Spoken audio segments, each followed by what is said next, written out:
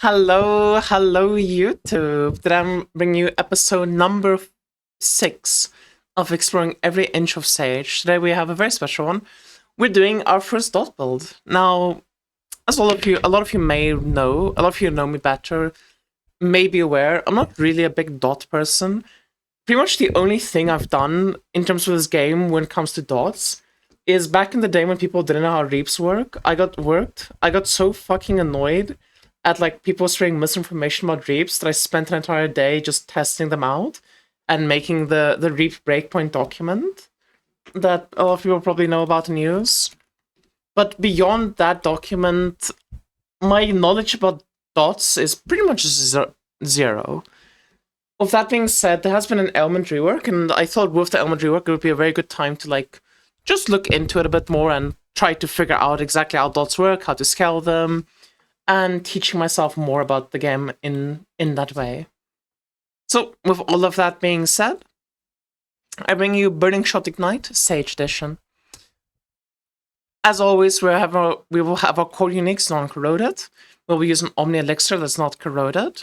I have changed the bald blend on my Omni Elixir from Armor Pen to Tenacity Blessings, because we are doing a Tenacity Blessing stacking setup, which, in case you aren't aware, Tenacity Blessings gives you fire damage, and we're playing an Ignite build. So it's pretty obvious to combine those two. We're gonna have full tier 1 gear with no priceless gear.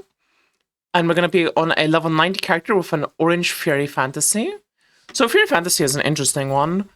What this essentially does is you're getting additional Ignite damage for every 1% of Ignite chance you have above 100. So you want to get your Ignite percent chance to 150, which is annoying because there's no way to really see this Ignite chance beyond 100. You kind of just have to manually calculate it to make sure you're reaching that 150 breakpoint. And you have a lot of sources of Ignite from a lot of different places. So that's rather annoying, but that's just one of many things that is very annoying about dot builds. And trust me, there's a lot of things that's going to be annoying to talk about. We have no inverse image, and we have level 40 year memory, so for cheap such early game revival. Now, this is a very strange one. For once, our early game revival is also just our best in slot revival, which is this: minus 50% additional element duration. Additionally settles 33% of the remaining total dot damage when reaping, then removes all dot damage. So, what this says is, when you reap, so we are constantly applying Ignite with Burning Shot. In fact, we are applying Ignite every, I believe, 0.06 seconds. Yep. So every 0.06 seconds, we are applying Ignite to the enemy, and then the amount of Ignites we apply just depends on our like additional Ignite stacks. And we're also reaping. We have 500% reap CDR. I'm not actually sure how much we're reaping with that then. Let's say with 500% CDR, we are reaping 6 times a second. So every second we are reaping 6 times. Oops. So every 0.16 seconds, we are doing a reap, essentially. Which means that we are applying the dot in 0.06 seconds, or depending on how many additional stacks of Ignite you have, it might be 0.12 seconds to apply all the stacks.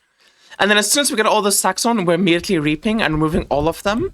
But the nice thing about it is this: 33% of that dot damage is getting settled in this reap. And the reason why that's really interesting for Ignite builds in particular is Ignite is an element that lasts for 4 seconds. So generally with elements, they last 1.5 seconds or sometimes 1 second. With the rework, most elements last 1.5 seconds. Ignite is actually a 4-second element. So if we're settling the entire Ignite, and it's a 4-second Ignite, and we're doing that in only 0.16 seconds, we're actually doing quite a lot of damage every time we reap. So with that being said, it's a pretty interesting build, which pretty much only exists around this memory. I am very curious about how this build would function if this revival gets nerfed or changed, but I think this is a revival that's more on the safer side. Now, you might notice here that I have minion crit damage, minion damage. No, this is not because this is some sort of amazing minion build. Because this is the best install for Burning Shot Ignite, it's actually one of the more expensive memories. So getting this with a good mod is just not realistic, so I just bought the cheapest one that had 2 dead mods for our build. Then for the other 2 memories, I just went with Reap CDR. I didn't really worry too much about the roll range. These are both like low rolls, but you can get a higher roll. And I rolled them for Affliction Effect, and this one has Reap CDR. The other one I went with Affliction Effect and Damage Over Time, and again, both are just Reap CDR and Max Life. Now... let's get to that. Well, I'll get to that later, don't worry about it. Then for our micro medium phase, we went with Dexterity, where I pretty much just put this over all of our damage over time, like just generic damage mods, which, when we get into the damage numbers, I will say one thing. I do think in this build, we need to invest a bit more into percent damage. I think the way that I'm doing things, where like we're just removing all percent damage from the build, is kind of a bit too excessive. The thing about percent damage in this game is it's always good to have a somewhat decent amount. Like, no matter what you do, especially when it comes to Kismets, there's always some sort of like trade-off where, you know, you're gaining some stat, but you're losing another stat. And I think there's definitely, we're a bit too heavy on like the, you know, other stats, and we don't have enough, you know, of just percent damage. But a reason why it's actually really annoying in this build is we're looking at Burning Shot here, and Burning Shot shows us our damage bonus, and it shows us our fire damage bonus. It does not show us any of our dot damage, because our dot damage is only coming from ignites. And I tried looking around for it, and I couldn't really find anywhere to like see our percent damage for dots, or like for our ignites, which was rather frustrating, because it's another thing where just you have to manually calculate it in your build, which is always a bad time. Then we're using full legendary pets. So for this build, we use Abyssal Soul King. It's very important to give us the additional Reap cooldown reduction. 25% additional Reap CDR is actually very, very powerful. Because essentially, if you're going for the breakpoint of 500, you only need to reach 400% Reap CDR to get to 500. So he's giving me essentially 100% Reap CDR. And on top of that, he also has other things like 35% chance for damage over times to spread in proximity, which this is kind of useless. I'm gonna be honest with you. But if you do get levels in your Abyssal Soul King, which I just don't have any, he actually gives you movement speed, which getting movement speed is fucking awesome. I love movement speed. I wish I had them level 6, but I don't really play these builds, so I've never leveled him, and I've never RNG'd him. Then we have Crossroad Walker. Crossroad Walker is actually a very interesting character. Crossroad Walker is probably one of the best pets in the game, in terms of just like a generic pet, because if you completely ignore all of what he does, you know, the element chance, the element damage, the element duration, if you Kismet over all of this, you can run Crossroad Walker even in like a hit-based build. Because at level 5, Crossroad Walker gives you like 34% curse effect or 31.5% curse effect, which 31.5% curse effect, if you have two curses, is something like 35% additional damage. On top of him also giving you like a 4% additional at level 6. It's completely absurd, honestly. So having a build that actually uses him and also gains value from like this element line is very, very, very powerful. He's a very, very strong pet, and I think any element build that uses dot should probably use Crossroad Walker. And also, if you do use him, it's very worth it to consider like going double curses, because he gains a lot of value from having a second curse. So that's my pets, and then we have ×3 2 more corners of decent stats, ×2 1 more starlights. Now, just a little secret. One of them is actually a 2-modded starlight. It was just absurdly cheap to the point where it's like, why wouldn't I just buy it? Even if it's like maybe it's not super duper realistic, but like it's not like the end of the world, the stats you gain. It's just I just happened to find it and I was like, wow, this is insane. And then I have times two modded sites, Ramsland mods. So what that's gonna look like is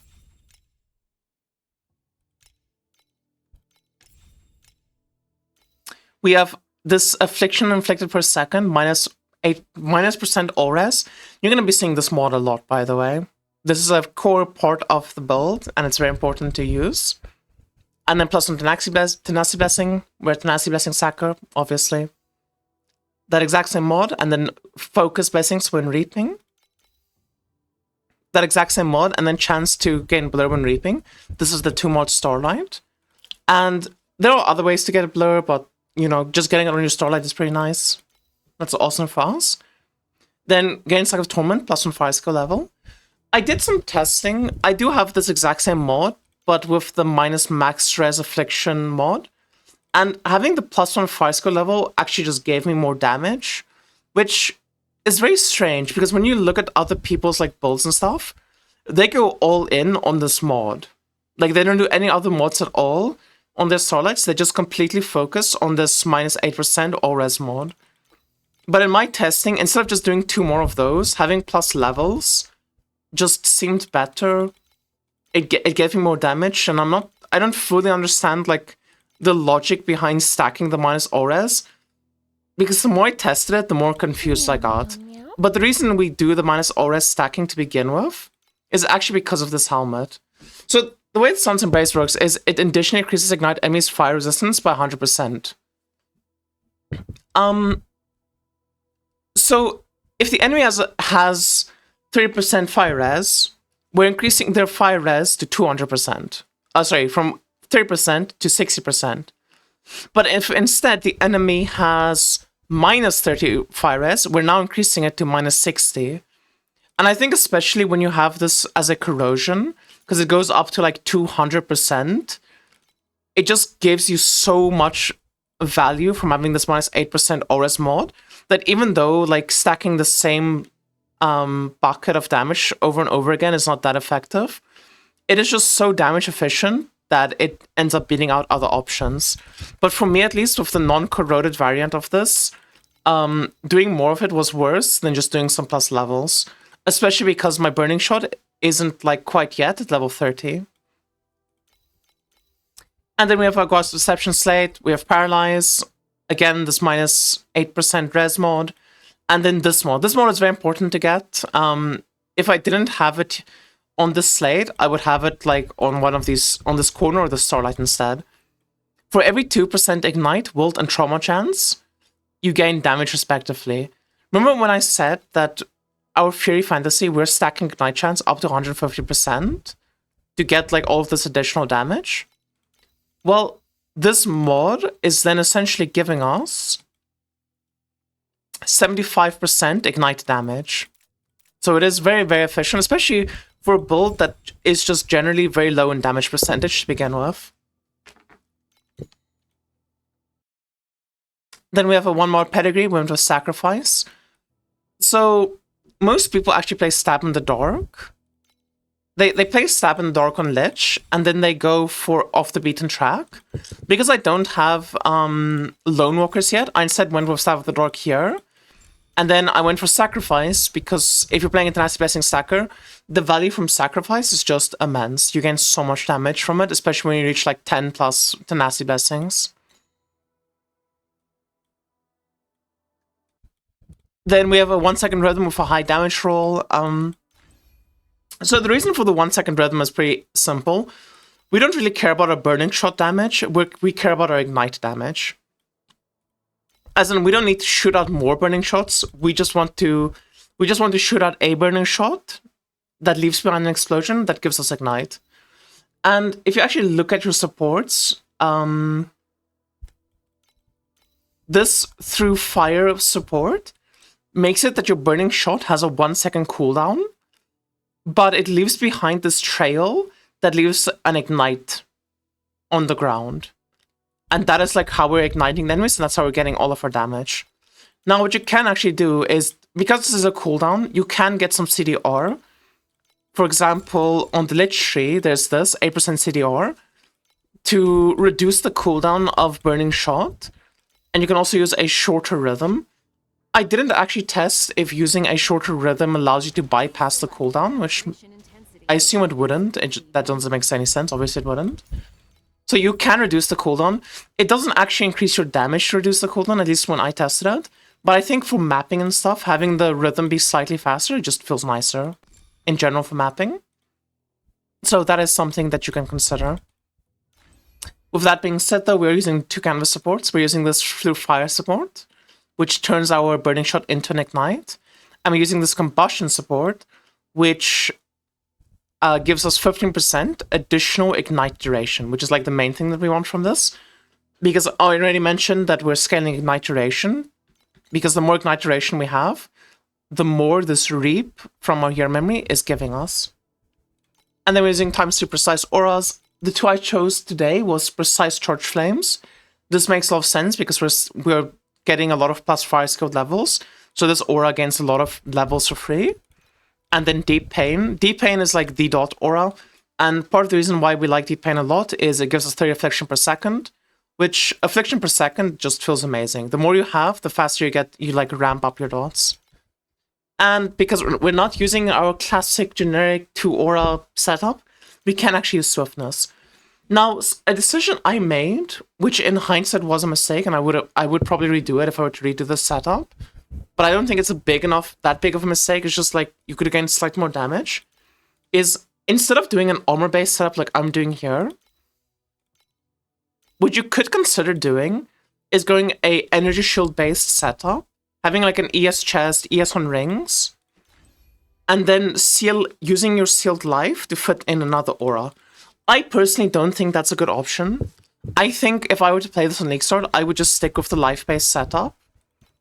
Because as soon as you get Lone Walkers instead of these feline steps, you can either way just stack sealed mana compensation and fit in full 50% auras without needing to, like, you know, seal any of your life away. And if you go for Energy Shield, you're just going to be a lot squishy right now. Because both your helmet and your gloves are already armor-based. And then the feline steps are evasion-based, but you do kind of want to drop these at some point. Also, another benefit of being life-based is you can then use Energy Shield Medium to activate your distillates. And talking about distillates, the last thing, we are using a special elixir, we're using the Fire Lizard Distillate. This isn't actually that important to use. The only reason I went with this is because of this line. Replaces Inflicted Ignite with Scorch. Scorch and Ignite are essentially the same thing, just Ignite reduces the enemy's resistances by 10% for every stack of Scorch. So in this setup right now, we have 3 Ignites, or 3 Scorch stacks, which means we are reducing the enemy's resistance by 30%, which paired with our Helm essentially makes that minus 60% fire res for the enemy. Which, that is pretty good. If you're gonna get it on your slate, it's pretty good to get it here on your distillate. With that being said, though, you can easily replace this distillate for like a Scorpion distillate for mapping, and it's gonna feel way better for mapping. Now, with all of the rambling out of the way and exposition, we have our base setup. So this is the setup that I showed you. None of our gear is corroded. I mean, I guess technically this is corroded with the chance to inflict damaging elements. I'm pretty sure we are over 150%. So this is like excess damage elements inflicted. I just literally chose the cheapest option and happened to have this corrosion, and I didn't want to bother with it too much more. Something you can definitely consider is getting the element damage enhancement. That mod corroded is actually very powerful. And obviously, if you don't have your damage elements at 150% yet for ignites, this line up here is very important. Then we did a setup using a Vorax ring. So I actually made a Vorax ring. There's a lot of interesting options you can do for your Vorax ring. For starters, I bought a base that has +1 tenacity besting on it. And then one mod you want to get on your Vorax ring no matter what is this +1 ignite limit. Going from 3 ignites to 4 ignites is essentially 33% more damage. It's like... it's very, very, very powerful to do. And on top of that, you then have a choice. You can either go for Reaping CDR, like you have this prices mod reaping recovery speed, which it gives so much reaping recovery speed. If you get this T0, it goes up to 108%. I already mentioned before that the Abyssal Soaking is essentially giving us 100% reap CDR. If you get 100%, I mean, you could even drop this Abyssal Soaking and take a different path. For example, you could take Fire Swordsman, which is going to give you another reap. You know, like, there's some options that you could do then. I didn't really play around with that too much, though. Because instead of that, I just went for an additional Tenacity Blessing as my second ultimate mod. And then for my Vorax, I did Entangle Root, which is like a very, very cheap belt that gives you not only Tenacity Blessing generation, which is pretty cool, it also gives you +1 Tenacity Blessing. This is like a very cheap early game Vorax to do. Realistically, I mean, yeah, this is a very cheap early game Vorax to do. You can even do this on like a lower item level base, but if you do a lower item level base, you can't get this +1 Tenacity Blessing, and you also can't get the +1 Ignite limit, which does make it lose quite a lot of value for you. And eventually what you do want to do, actually, is you want to get either a Vorax Feline Steps, or on your prices ones, instead of like this element damage enhancement, you can instead craft reaping recovery speed on the wands itself, once you go for prices scale. So you have a few interesting options, but you definitely want to get a Vorax ring, and something you could even consider for a Vorax ring is to Vorax your Omni Elixir, and then get a Prices belt, and get +1 Ignite on your Prices belt, as well as your Vorax, if you wanted to. Then we have a Crowed Helm with +2 Ignite, which gave us 240 billion, so this is the helm we used, which just has this mod +2 Ignite limit, and then also went for the one with 2 additional stacks of Ignite. If you don't have this, it's actually not the end of the world, because even if your Ignite limit is higher than the amount of Ignite you're inflicting, we're only reaping every 0.16 seconds, so we still have time to get to the maximum amount of Ignites before we reap and remove all of them. So just like a few ticks of not having max damage, but that's not really where our damage is coming from. Our damage is coming from the reaps. Either way, so it's like whatever. And then I just combined the Helm Corrode with the Vorax, gave us 320 billion. Then I tried doing, instead of this Scorpion Distillate, instead of this Fire Lizard Distillate, I tried just equipping a Scorpion Distillate. Because if you're going to do a mapping setup, like having this movement speed and additional projectiles is going to give you way better clear and just feel way better. And we actually don't lose that much damage. I think part of the reason why we didn't lose that much damage is because if you stand completely still, the damage loss is way more significant. But in this base setup, we don't actually have that much movement speed, so I don't think we're getting the full value of our rhythm. Even though we have a T0 rhythm, I don't think we're like getting up to the 26% every single time. And then I also tried just the base setup of Prices 1 to see if, like, you know, going for Prices 1 maybe makes more sense than like a Vorax or Crowed Helm. And it was like in the same ballpark. I did hit +3 spell level as my first ultimate mod, so I decided to test this because I already mentioned that like any elemental penetration that you have is basically doubled. When I compared +3 spell levels to having a Prices 1 with like the elemental pen on it, the elemental pen mod was just significantly better than having the +3 spell levels. Even though we have like, I don't know, even though the enemy is like in fucking minus 200% fire res, it's still just better to do this. And then combining everything, we got to 415 billion. So you might hear all of this and be like, damage-wise, the Ignite setup is not that hot. And that's what I thought too.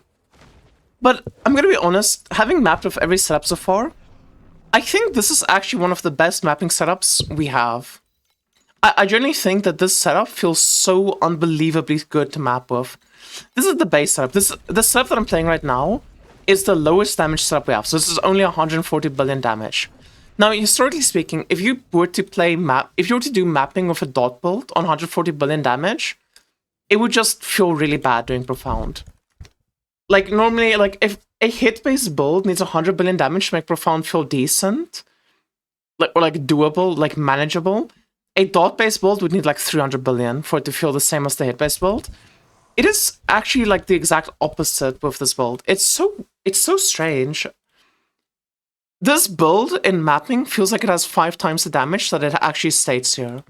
It's so like weird to me that I can't even wrap my brain around it. Just how good this build feels in mapping compared to other setups. Oh, anyways, right then. So the only thing that's gonna take a bit is like these, you know, big blast mobs. I mean, every single fucking build when they have low damage struggles with these blast mobs. Oh, I didn't talk about the module skill yet. I guess I'll have to talk about that quickly. So I do have a module skill. This huge Ember automation. Wait, did I just level up? Okay, I didn't. Good. We do have a huge Ember automation. We went with Armor Break Protocol, which just gives us 12% armor pen. And then this Element Protocol, which gives us essentially 15% additional damage. You know, if you just combine those two together, it's like... It's probably like a 32% additional. I mean, you could literally just use an Empower skill instead. I just wanted to, like, you know, try it out. I don't even necessarily think this is better than, like, using aim, for example. The big benefit of this, though, is... you don't really need an activation meter for it. I have a rhythm on this, but like you can just manually cast it twice. You can use like activation medium start. You know, you literally just need to get 2 of them out. They don't like recast. And then something you'll really see about this setup is like it kind of just kills everything, but it is a conal. So what I mean by it is a conal is like, let's say you're running forward, and then the conal goes behind you. If the conal goes behind you, and there's enemies in front of you, it does feel a bit awkward because you just kind of are waiting for like the next second to go by so the next cone can shoot out and kill the enemies for you. But yeah, I was very surprised doing mapping with this setup. It actually feels like surprisingly really good. And especially if you're doing a tenacity blessing stacking, if you don't do sacrifice and you instead just like do generic tenacity blessings, which is a very viable option to do, a lot of people do that. You actually have so much like built-in DR that this setup is like obscenely tanky, and it feels really good to like map with. And this is not even using Ill Omen or anything. And again, this is 140 billion damage. If I were to be in here with like tangles and 140 billion damage, like chromatic shot tangles, it would look way fucking worse. For 140 billion damage, this doesn't feel like 140 billion to me. It actually feels like a lot more, which is why it's very strange to me, to be honest, because it's so backwards from like my universal experience with dot builds in this game. So yeah, I'm gonna be honest with you, I'm a pretty big fan. I think scaling the gear from this point to like 15 trillion, 30 trillion shouldn't be too difficult. But you are kind of bottlenecked for a while until you like get your lone workers and stuff. Anyway, thank you so much for watching YouTube. I hope you guys enjoyed the video. And I'll see you all again next time. Bye YouTube. Bye bye.